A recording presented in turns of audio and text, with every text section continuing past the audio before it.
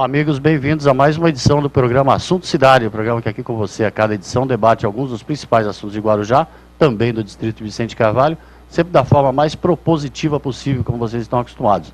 Assim como estão acostumados também que a gente, cada edição, recebe um convidado ou convidados especiais, convidados que nos ajudam a destacar, a comentar os temas propostos. Hoje, com muita honra, nós vamos fazer um programa Assunto Cidade para lá de especial, com a eterna senadora Marina Silva, da Rede Sustentabilidade, que já está aqui do meu lado, e também o professor Walter Batista, ele que é pré-candidato a prefeito de Guarujá pelo partido Rede Sustentabilidade. Em primeiro lugar, eterna senadora Marina Silva, eu lhe agradeço muitíssimo pela presença e deixo um espaço para você antes de cumprimentar o telespectador.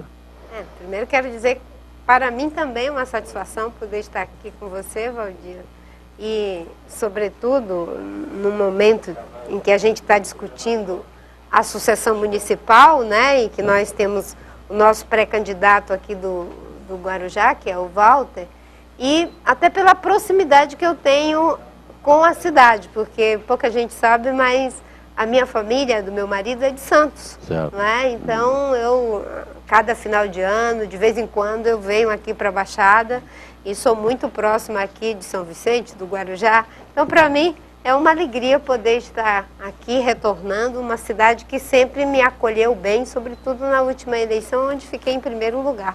Muito bem. E o professor Walter Batista, que eu quero agradecer pela honra também de conseguir incluir na agenda da senadora a participação no programa Assunto Cidade. Bom dia.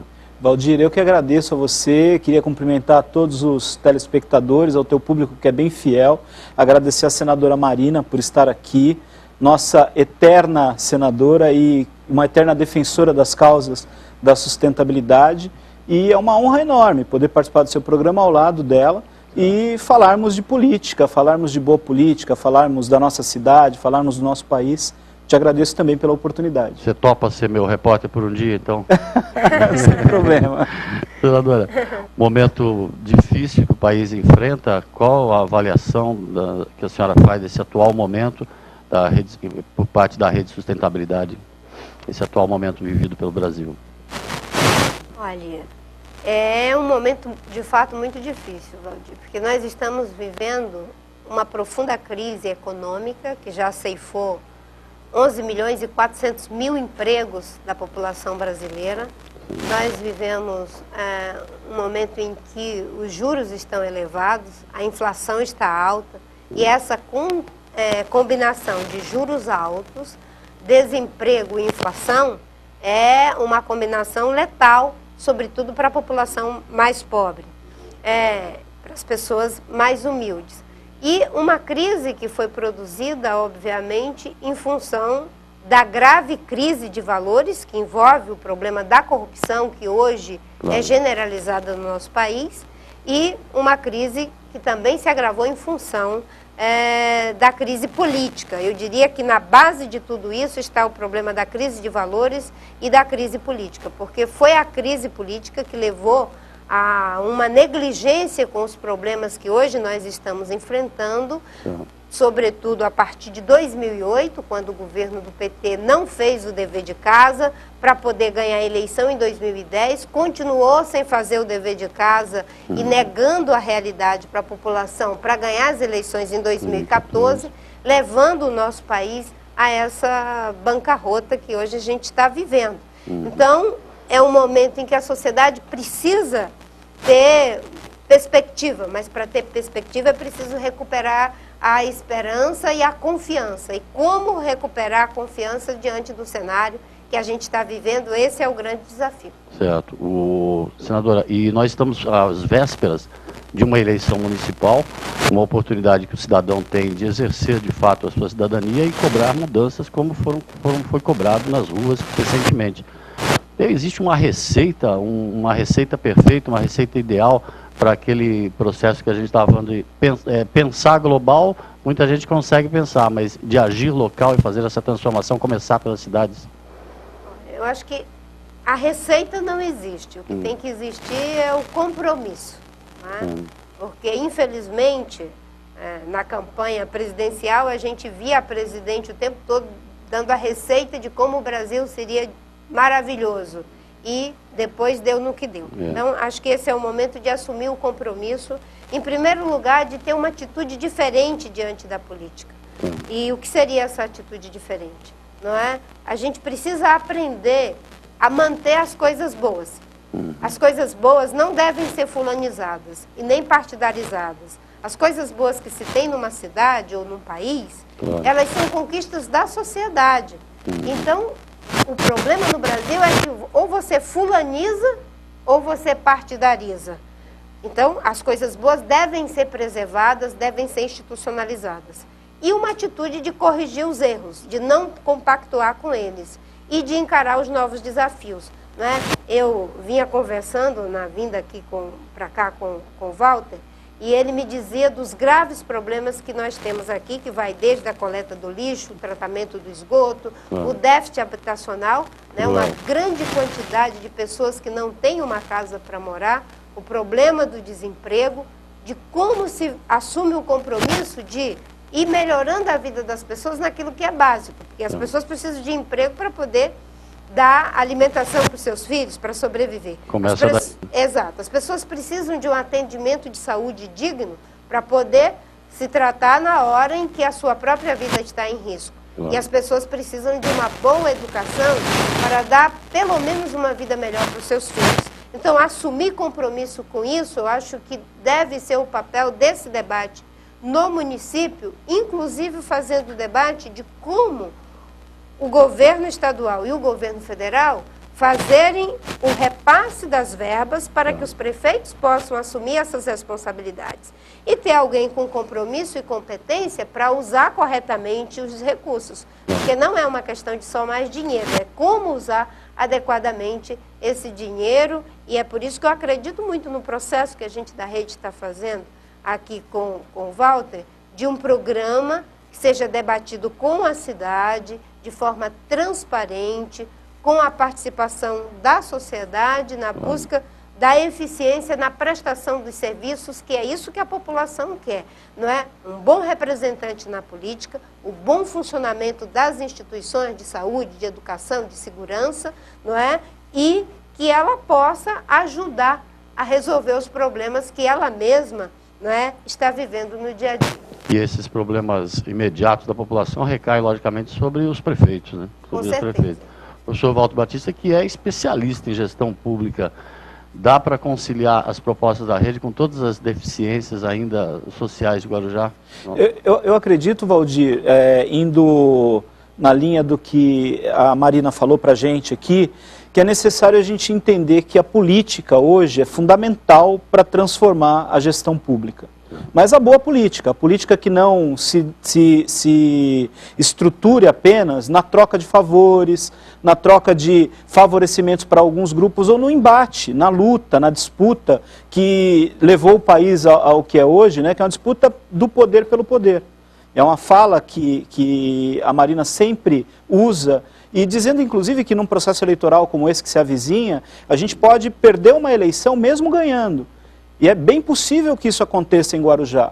Por quê? Porque a gente está vivendo um processo de disputa pelo poder e não de disputa pelas soluções dos problemas que a cidade vem vivendo há tanto tempo. E é a política que pode fazer isso, mas a boa política, a política com uma visão técnica de gestão, com uma visão que abra o código da participação das pessoas na decisão, né? Porque tudo aqui é feito às escondidas, você vive esse cotidiano e sabe bem do que eu estou falando, como jornalista, inclusive, às vezes você é pautado pela Câmara Municipal que recebe os projetos, então essa forma de fazer a política tem que mudar.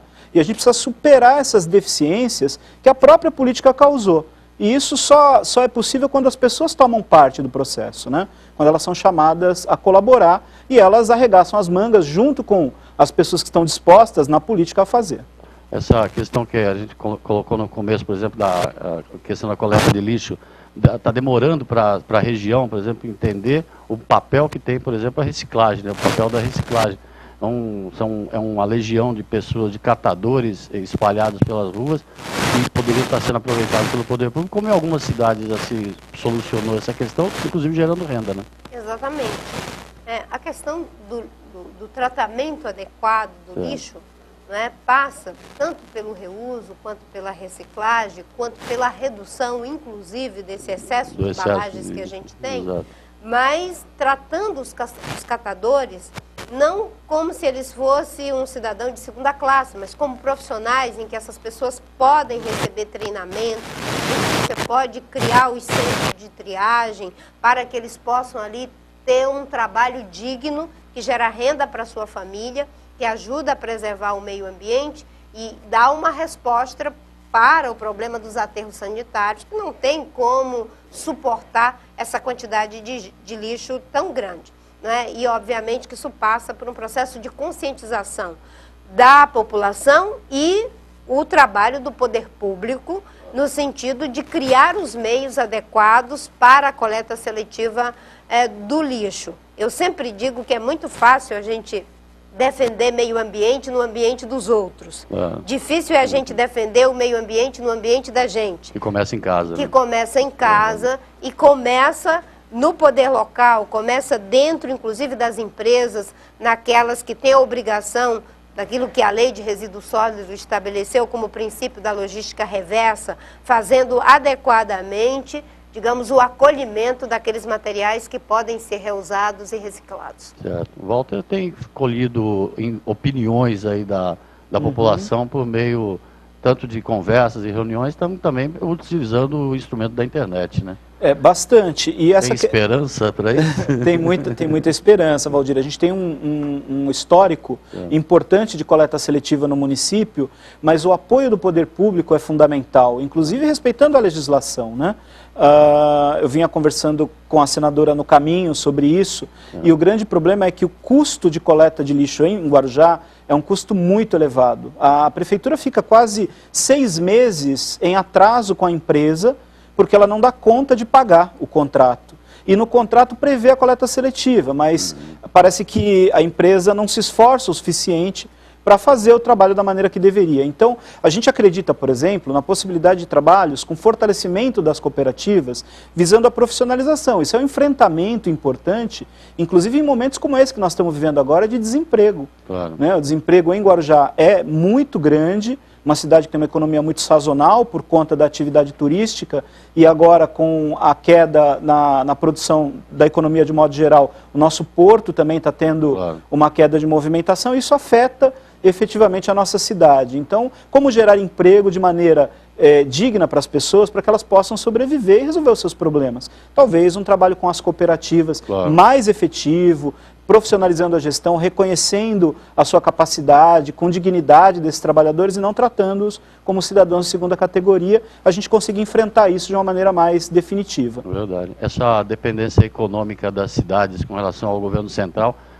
na Baixada se torna cruel. A senhora deve lembrar da pujança que era a Cosipa, por exemplo, né? E hoje nós temos praticamente, virou Usiminas, né? Temos praticamente uma fábrica de aço paralisada. Por outro lado, também as autoridades apostaram muito na questão do pré-sal.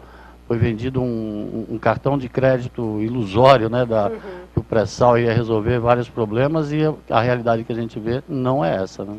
Eu acho que cada vez mais o mundo está exigindo aquilo que a gente chama de uma ação diversificada em todos os setores da vida. A vida é diversificada, não é? A gente é diferente como pessoas, os ecossistemas são diferentes, as cidades são diferentes.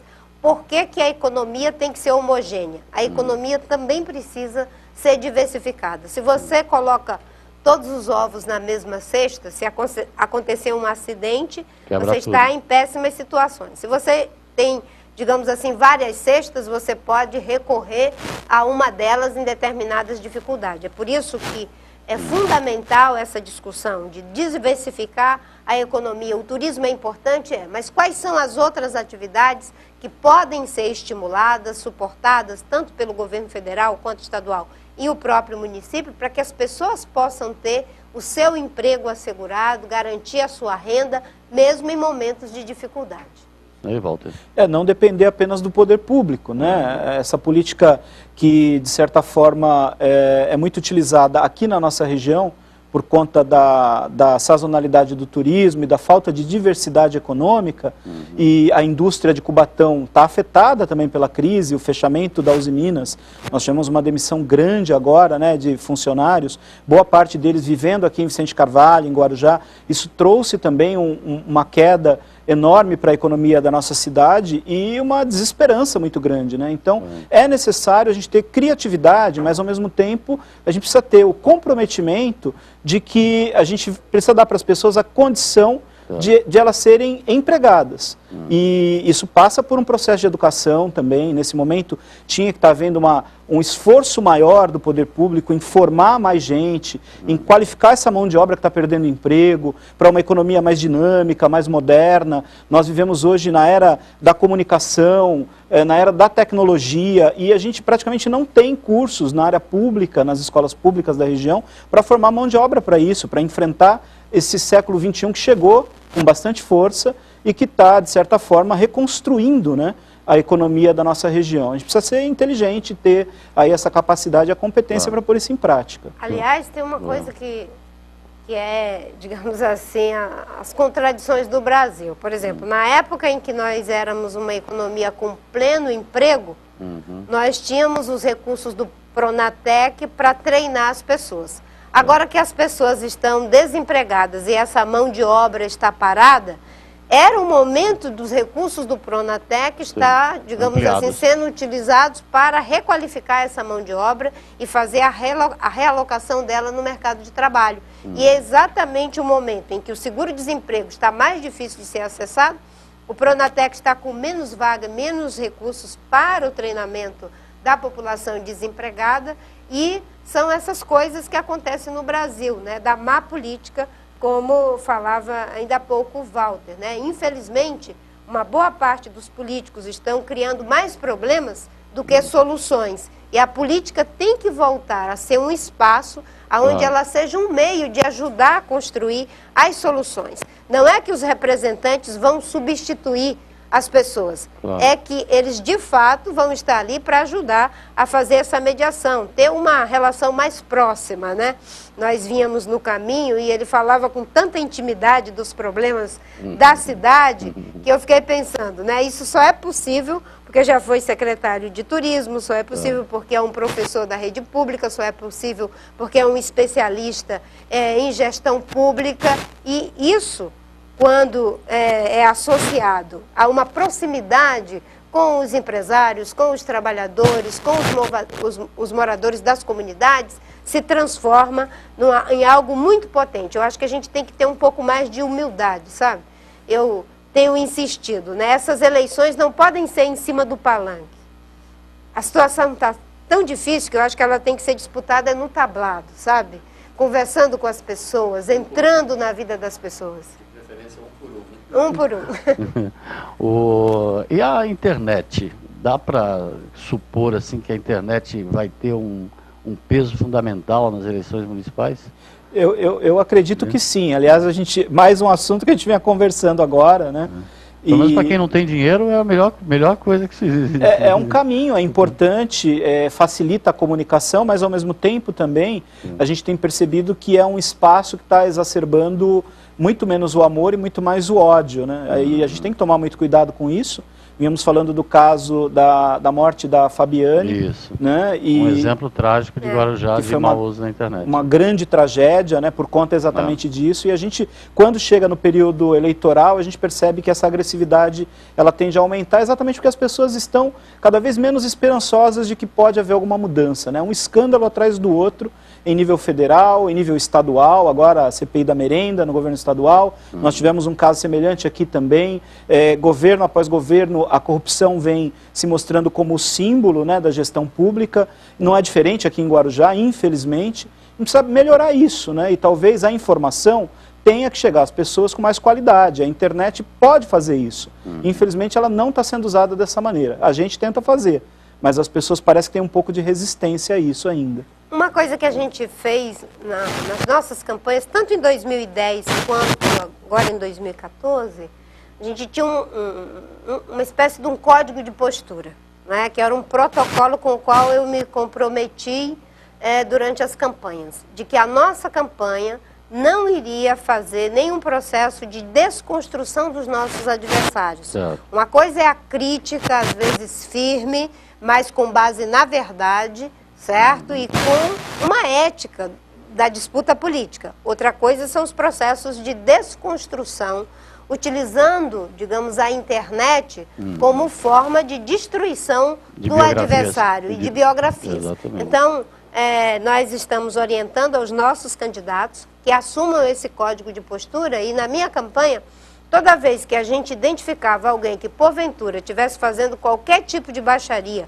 contra Dilma, contra Serra, contra Aécio, quem quer que fosse, nós imediatamente desautorizávamos esse tipo de postura. Eu acho que a política não pode ser o terreno da péssima educação, certo? Como é que você faz uma campanha política na base do ódio, na base da mentira, da desonestidade, e depois você quer que a sociedade olhe para você como prefeito, como presidente da República, como governador, como sendo um exemplo de honestidade, de uma pessoa verdadeira. Então você tem que liderar pelo exemplo. E eu acho que se a gente fizer esse debate de que não é o embate entre os candidatos, é o debate, e de preferência o diálogo. Não é? Porque no debate sempre um vai ganhar, outro vai perder. Mas já é melhor do que o embate, porque o embate leva sempre à destruição. O diálogo não. Eu vou tentar convencer as pessoas de que a proposta que eu estou defendendo para a saúde, para a educação, para a segurança, para o tratamento do lixo, para a geração de emprego, é a melhor. E é a melhor do ponto de vista da visão, é a melhor do ponto de vista do processo e é a melhor do ponto de vista das estruturas que poderão ser criadas para viabilizar essas propostas. É isso, né, Walter? É isso, com certeza. Vamos fazer um intervalinho? A gente já volta já mais um bloco de programação de cidade com a senadora Marina Silva e o professor Walter Batista. Fica com a gente que é rapidinho.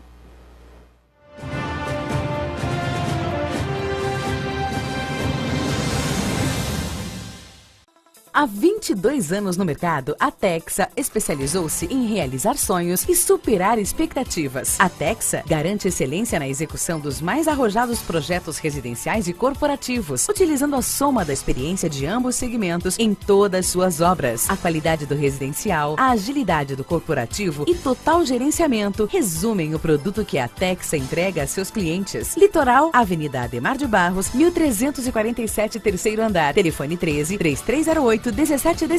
Grande São Paulo, Alameda Grajaú, 129, sala 309-310, Barueri. Telefone 11-2424-8117. Texa Construtora. Há 22 anos construindo sonhos. Garanta pontos positivos para o futuro do seu filho. No Colégio Alfa Guarujá, ele vai somar pontos. O aprendizado é realizado por meio do sistema positivo de ensino. Salas com números limitados garantem o total aproveitamento das aulas. As atividades extras promovem a socialização dos estudantes. O Colégio Alfa Guarujá oferece acesso ao portal educacional, onde você acompanha o desenvolvimento escolar do seu filho, confere as atividades e os eventos realizados no interior da unidade escolar e ainda conta com os artigos de renomados profissionais da área educacional. E no portal, o aluno encontra apoio nas pesquisas escolares com acesso a sites seguros. A vida oferece oportunidade para todos e a escola é que faz a diferença. Venha conhecer o Colégio Alfa, Rua Washington, número 293, no Guarujá. Telefone 3355-2790.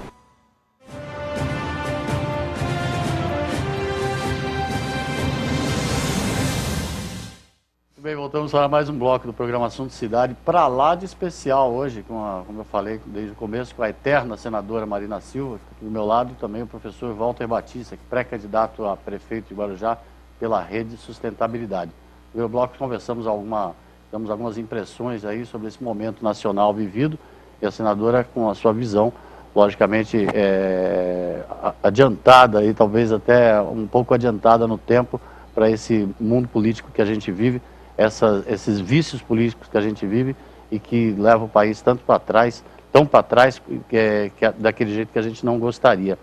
Eu queria começar o segundo bloco e perguntando para a senhora poder ter a oportunidade, até para explicar para o telespectador de Guarujá, o processo de surgimento da rede, todo esse processo de surgimento de uma nova forma de fazer política e talvez até sendo repetitivo, como isso ainda reforçar, como isso pode ajudar o cidadão de cada bairro, de cada cidade do Brasil afora. Como eu dizia, uma boa parte da crise que a gente está vivendo hoje é a crise da política. E isso tem muito a ver com o fato de que os partidos deixaram de ser um espaço para discutir ideias de como melhorar a vida das pessoas e passaram a ser um espaço de discutir apenas como fazer para ganhar o poder. E a rede surge exatamente para ajudar a melhorar a qualidade da política, que a gente volte a discutir o que é o problema mais grave que a cidade precisa resolver. Quais são as soluções que a cidade já encontrou que, se transformadas em políticas públicas, com a escala necessária, pode ajudar a melhorar a vida das pessoas. Então, o surgimento da rede, eu sempre digo, é uma tentativa de melhorar a qualidade da política. Nós somos um partido diferente, nós não temos a figura do presidente, nós temos 2 porta-vozes, sempre um homem e uma mulher, sempre uma pessoa mais jovem, uma pessoa mais experiente. Atualmente sou eu e o Zé Gustavo, eu tenho 58 anos, ele tem 26 anos. Na verdade, ele é o presidente da rede. Já dá uma diversidade, né? Exatamente. Não é? E eu sou a vice dele, para mostrar que, de fato, o partido não tem um dono. E nós temos um processo em que a gente valoriza muito a discussão sobre o programa. Então, as coligações que a gente faz faz sempre com base no programa que está sendo feito para a cidade e no testemunho de vida das pessoas. Até porque os partidos todos estão vivendo, a maioria deles, uma crise muito grande. O nosso não, acabou de surgir, está registrado há 8 meses, nem teve tempo de ter crise, correto? Mas nós valorizamos, em primeiro lugar, o programa, mas o programa, às vezes, as pessoas concordam só para ganhar a eleição. A gente olha muito para o testemunho de vida das pessoas. E uma outra coisa que nós, da rede, valorizamos muito nessa questão do programa, é que o programa é o contrato de trabalho do candidato, certo? Muitos candidatos, eles ganham uma eleição sem apresentar um programa, que foi o caso da presidente Dilma, que não apresentou o programa nem no primeiro nem no segundo turno e ganhou uma eleição. A população deu um cheque em branco para ela. O Aécio só apresentou a metade do programa na última semana do primeiro turno e eu, junto com o Eduardo Campos, quando ainda era vivo, apresentamos o programa e, quando eu assumi a candidatura, nós nos comprometemos publicamente no debate. Por quê? Porque o programa é o contrato de trabalho. Então, o professor Walter Batista vai fazer o programa e esse é o seu contrato de trabalho. É a partir dele que o cidadão, que é o patrão do prefeito, o patrão do vereador, ele vai poder cobrar o desempenho. E começar a mudar aquele conceito de que o camarada asfaltou, ou tampou um buraquinho na rua, ou fez uma coisa, parece que fez uma grande coisa, mas na verdade cumpriu a obrigação, né, Walter? Marina falou agora sobre não fulanizar as conquistas. Né? E eu acho que é por aí o caminho, né? Primeiro de não destruir as biografias e ao mesmo tempo também não fulanizar as conquistas. Então nenhum governo é de todo ruim. Existem muitas práticas que são positivas, assim como aquelas que não deram resultado. Então o que a gente precisa fazer é colocar em andamento aquilo que está parado ou terminar aquilo que foi iniciado. Isso é um compromisso com a população, porque o orçamento público ele é limitado. E é um orçamento que não é do político, é um orçamento que saiu da contribuição do cidadão, né, que pagou seu imposto, que consumiu e pagou mais caro pelo produto, porque no produto está embutido o que o Estado está cobrando dele de contribuição para poder fazer a saúde, a educação, para asfaltar as ruas e tal. Então, ter um plano de governo construído com a sociedade é fundamental, porque é o primeiro passo para o governo dar certo. E o segundo passo é você ter a condição de executar esse plano com o apoio da sociedade e não apenas da classe política. A gente pensa muito na governabilidade como a solução. E eu dei uma entrevista recentemente sobre isso. Me perguntaram, e a governabilidade? Você está saindo, até agora não tem coligação, a rede não vai fazer coligação com ninguém, as outras forças políticas. A gente respeita as forças políticas, é fundamental dialogar com elas, mas a governabilidade ela só pode ser efetivada se ela for construída com a população da cidade. Nós precisamos do apoio da população, e a eleição, ela dá essa condição, porque você vence a eleição com o apoio da sociedade. Mas se não tiver um programa para colocar em prática, se você vence com um cheque em branco, como a gente vê que tem acontecido nas últimas eleições, você não tem compromisso nenhum com desempenho, com resultado, com a boa gestão. A gente quer mudar isso, né? Isso é bom até para essa questão da governabilidade. Eu me lembro que 2010 e 2014 as pessoas diziam: como é que a senhora vai governar? Eu dizia: eu vou governar com os melhores. Né? E as pessoas diziam que isso era sonho, como se fosse possível dizer que você vai governar com os piores, né? É claro que parece que tivemos essas escolhas por aí, mas a população não quer que você ganhe uma eleição para governar com os piores. E você escolhe os melhores com base no quê? Com base num programa. Se você tem um bom programa de educação, você vai procurar o melhor gestor em educação, uma pessoa que tem visão, que tem capacidade de execução das metas com as quais ele se comprometeu. Se você tem um bom programa na área de saúde, você vai colocar a melhor pessoa para a execução daquele programa. E os partidos, a mesma coisa deveriam fazer na Câmara dos Vereadores. Quando é uma proposta boa para o município, a população deveria acompanhar cada um dos vereadores. Se a proposta é boa, não importa o partido dele, se é de oposição ou se é de situação. Você tem que assumir posição. E a posição é: você vai aprovar aquilo que é o bem para a comunidade, para a sociedade. E tem que ver se está cumprindo o contrato direitinho. O contrato de trabalho, exatamente.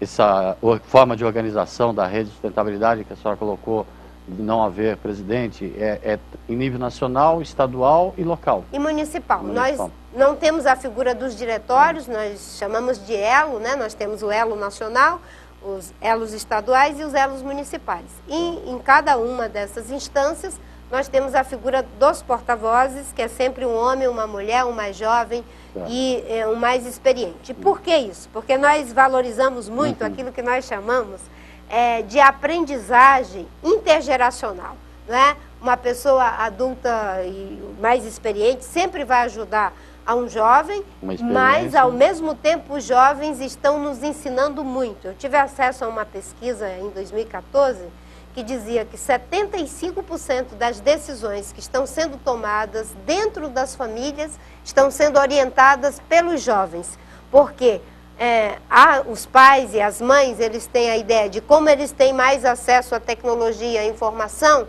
de que eles podem orientar melhor na hora de fazer uma compra, na hora de fazer um negócio. E uma outra coisa importante é que 85% dos aconselhamentos nas famílias estão sendo feitos pelas mulheres, valorizando a participação das mulheres nos processos decisórios, o que é muito bom tanto para as mulheres quanto para os homens. Legal. E como é que é a implantação de uma nova forma de fazer política no local, Walter, assim, com tantos vícios políticos que a gente conhece? É bem estimulante, né? Porque o desafio é conseguir fazer com que as pessoas entendam um processo novo, diferente, em meio a uma política que já está desgastada, que apresentou para a gente os resultados que a gente está vendo aí, né? E fazer com que elas acreditem que é possível fazer de uma maneira inovadora. Eu tenho usado muito essa palavra, não é mudar, né? É inovar, é fazer de uma maneira diferente, fazer melhor, buscar qualidade no fazer, nas práticas. E a construção da rede é dessa maneira. A gente tem estimulado muito a entrada de jovens no partido, os jovens têm procurado o partido, muitos entram não apenas como filiados, mas como simpatizantes e vão aprendendo como se constrói, né? Agora no processo eleitoral mesmo, nós estamos aprendendo, né? Nós saímos de uma reunião no fórum, a Marina, foi muito interessante isso, a gente saiu de lá comentando assim, né? Eu e a professora Ana Célia, que é porta-voz também, estávamos lá presentes com a chefe do cartório eleitoral, passando as orientações de como registrar a candidatura. Nós saímos de lá comentando, é por isso que ninguém entra na política. Porque é tanta burocracia, é tanto documento, que chama a atenção como é que as pessoas conseguem passar por essa seleção e até assumir mandatos com tantos processos, com tanta carga negativa sobre elas. E depois ainda fazer tudo errado. E ainda fazem tudo errado. Quer dizer, tem uma seleção tão grande, uma burocracia tão grande, e no final as coisas acabam acontecendo como acontecem, né? Mas é muito estimulante. É que as leis, elas ajudam, né? Mas o que vai fazer com que elas sejam cumpridas são os valores que se tem. Quando as pessoas não têm os valores, elas acabam burlando a própria lei que criam, não é, para evitar que venham a desviar a lei. A rede também tem uma coisa interessante, que é o mecanismo das candidaturas cívicas. Hoje, há uma aridez muito grande na política. Os partidos, eles têm o monopólio da política, e quando você tem um monopólio, você já sabe, né? Acaba que há um descuido em relação à qualidade do produto. No caso, o produto seria os quadros dos partidos. Então, nós criamos um mecanismo de trazer pessoas da sociedade que não têm disposição de ir para os partidos. Então, nós temos na rede cerca de 30%, até 30% dos nossos candidatos podem ser filiados cívicos, pessoas que se filiam à rede, mas são independentes. Né? Se você tem na sociedade um quadro que atua na área de educação, de saúde, do esporte, dos direitos humanos, das várias causas, e essa pessoa é uma pessoa relevante que daria um bom vereador, deputado, senador, né? E ele diz, não, eu não quero ser de partido. Ele pode se filiar à rede, vindo calçado por um programa e pela assinatura de uma quantidade X de pessoas proporcional à sua, enfim, à base eleitoral a que ele pertence. E com isso ele pode se registrar como um candidato independente através da rede, porque o que nós queremos é melhorar a qualidade da política, trazer novos quadros para sair dessa estagnação que hoje nós estamos vivendo. Um atalho para as candidaturas independentes, uma das reivindicações daquele junho de 2013, se eu não me engano. Isso, Essa questão das candidaturas independentes, não é uma bandeira que eu venho trabalhando com ela, desde 96, quando eu fui a primeira vez na Itália, e descobri que lá eles tinham umas candidaturas cívicas. Eu voltei para o Brasil e comecei a fazer esse debate. Tentei apresentar um projeto em 99, um projeto de lei, criando as candidaturas independentes, porque elas existem em vários países do mundo. Nos Estados Unidos existem as candidaturas independentes, na Argentina, no Chile, na Itália, em vários lugares do mundo nós temos as candidaturas cívicas. No Brasil nós não temos. E seria muito bom nesse momento de crise na política você criar um concorrente idôneo, não é? Para que os partidos abram o olho, diz, olha, se eu não me renovar, se eu não me reinventar, não é, a sociedade pode vir por outros meios concorrendo com os próprios partidos. Então a rede já está se antecipando e criando esse mecanismo para ajudar a melhorar a qualidade da política. Muito bom. Eu queria lhe perguntar da sua agenda na Baixada, se há previsão de outras visitas ainda antes da votação. Tem que correr o Brasil inteiro. Eu estou andando o Brasil inteiro. Hoje eu estou aqui no Guarujá, né, com o nosso professor Walter. Daqui a pouco eu vou estar em São Vicente com o Caio Amado, que também é nosso pré-candidato, e também em Santos, onde vamos ter uma plenária da Rede Sustentabilidade. É claro que é difícil essa agenda, mas é uma satisfação poder voltar aqui na Baixada, porque eu tenho laços, né, inclusive laços de família, em função da família do meu marido ser daqui de Santos. E aquela pergunta que eu vou ter que fazer, se a senhora se candidatará a presidente da República em 2018, que é a pergunta que todo mundo faz. Eu tive uma experiência muito rica e gratificante, sendo candidata 2 vezes, com uma votação fantástica dada pelo povo brasileiro, com pouca estrutura em termos de recurso, com poucos minutos de televisão, face os meus adversários, e obviamente que eu tenho uma responsabilidade muito grande com esses eleitores que espontaneamente, com a sua consciência, acreditaram no programa que a gente apresentou. E agora, nesse momento de crise, eu tenho dito, talvez não seja o momento da gente ficar muito preocupado com a eleição pela eleição, mas em construir as soluções, ajudar a construir as soluções. e essa decisão ser colocada mais na frente. Eu ainda não sei se serei candidata novamente, mas o que eu sei é que eu quero continuar ajudando a melhorar o Brasil, ajudando a melhorar a vida das pessoas, e que a política, de fato, em vez de de criar problemas, ela ajude a resolver os problemas que hoje o nosso país está enfrentando. Vamos começar pelo Guarujá, né, Walter? Precisamos começar, né? Não só pelo Guarujá, mas por São Vicente também. Claro. Nós temos uma candidatura jovem, idealista, uma candidatura também pautada no compromisso com a ética, no compromisso com a boa formação.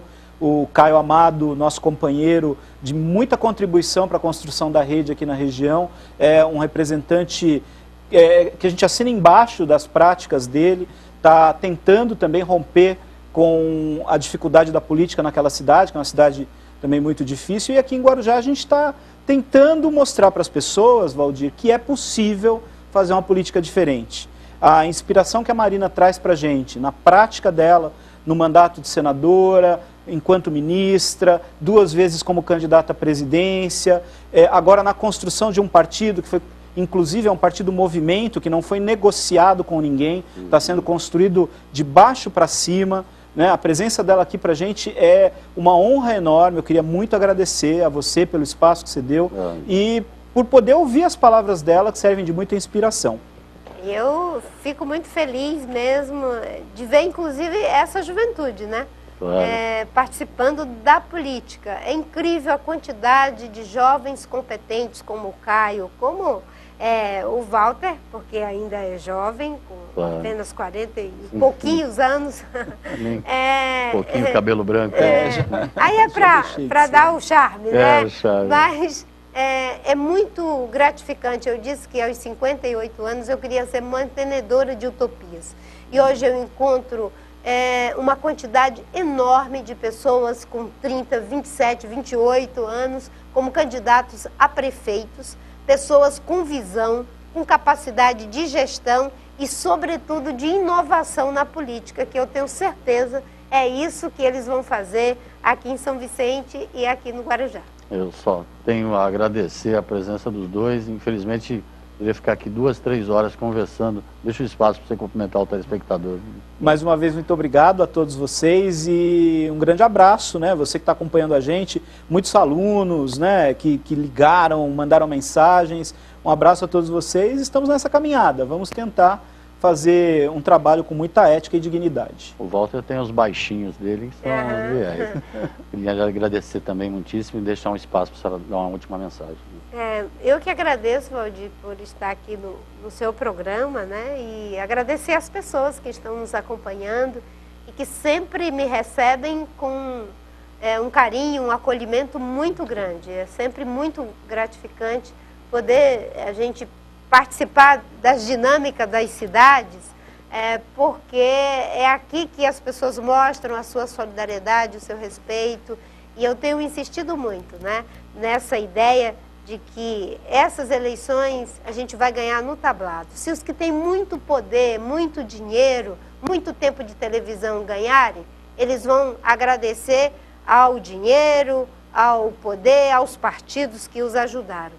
Se uma pessoa como o Walter, como o Caio ganharem, eles só têm que agradecer a uma pessoa, ao cidadão de Guarujá, ao cidadão de São Vicente. Então, eu queria deixar o meu abraço e dizer que as pessoas estejam bastante atentas para esse momento rico que o nosso país está vivendo, mesmo em meio a tanta dificuldade. Obrigado, senadora. Obrigado, Walter. Obrigado a você pela audiência. A gente volta amanhã com um novo Assunto Cidade. Até logo a todos.